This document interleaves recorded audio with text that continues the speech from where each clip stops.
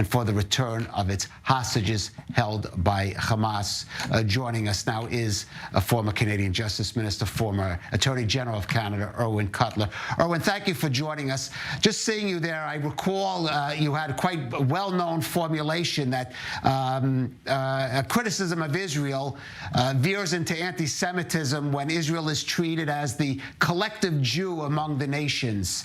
And I really think you could see what happened internationally since October 7th as a really profound illustration of that. Well, one would have thought that given the mass atrocities, horrors too terrible to be believed, but not too terrible to have happened, targeting Jews by not only a terrorist organization, but an anti-Semitic genocidal terrorist organization, which is what Hamas is, not because I say so, but because they have affirmed it since 1988 in their founding charter. One would have thought that this would have resulted in a combating of anti-Semitism. Regrettably, it's resulted in intensification, almost an explosion of anti-Semitism, which just lets us know the extent to which this is not only the oldest, longest, most lethal, and most toxic of hatreds, but it always singles out the Jew, the Jewish people, Israel as the Jew among the nations, as the enemy of all that is good and the embodiment of all that is evil at any given moment in time.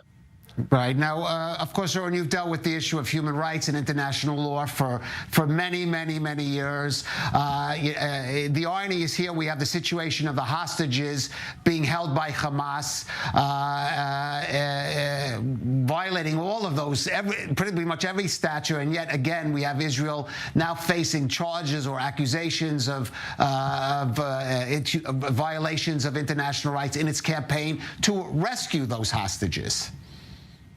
Well, the thing is that the question of the unconditional and immediate rescue of those hostages has to be a standalone obligation. It is a humanitarian imperative of the first order. We're talking about toddlers, children, women, elderly, Holocaust survivors being held by this terrorist organization. It has to be a moral imperative of the first order. The principle of humanity is a foundational principle of international human rights law. What we are witnessing is the worst of inhumanity. It's a legal imperative. Every day that these hostages are being kept in forced disappearance and detention is a standing crime under international law, a standing war crime and crime against humanity. And finally, it's an international legal obligation. This has to be the first priority of states in the international community. That is to secure the immediate release of those hostages. Any other attempt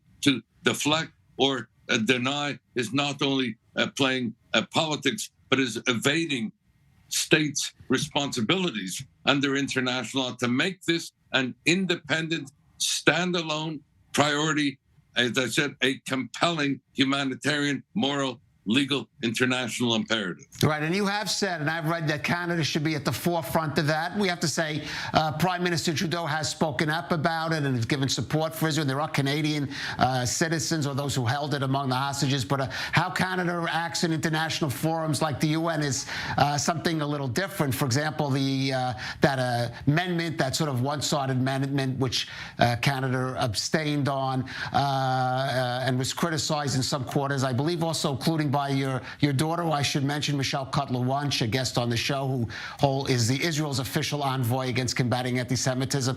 What do you have to say about how Canada is dealing with this current situation?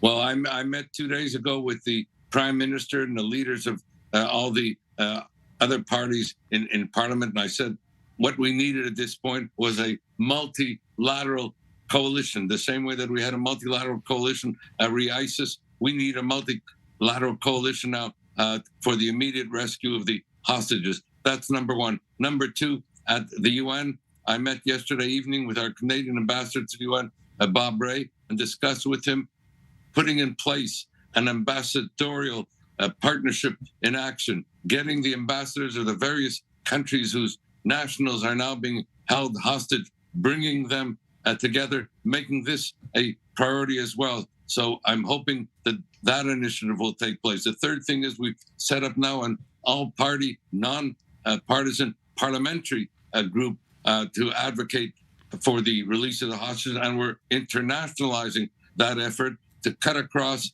parliaments in the community of democracies. And we seek to sanction those like Iran, who are training, arming, funding, supporting, celebrating Hamas.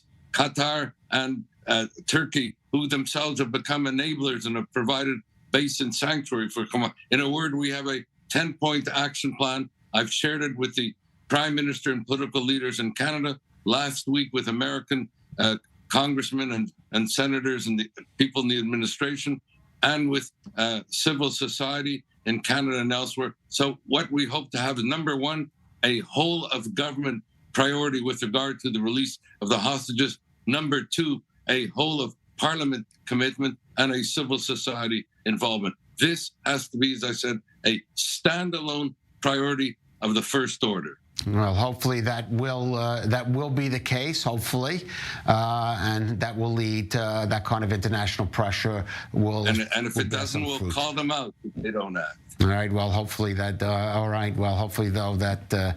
Well, hopefully it won't be necessary. I am fearful that it may well be necessary, but I'm sure you will be among the loudest calling them out. Irwin Cotler, thank you for joining us on i24 News.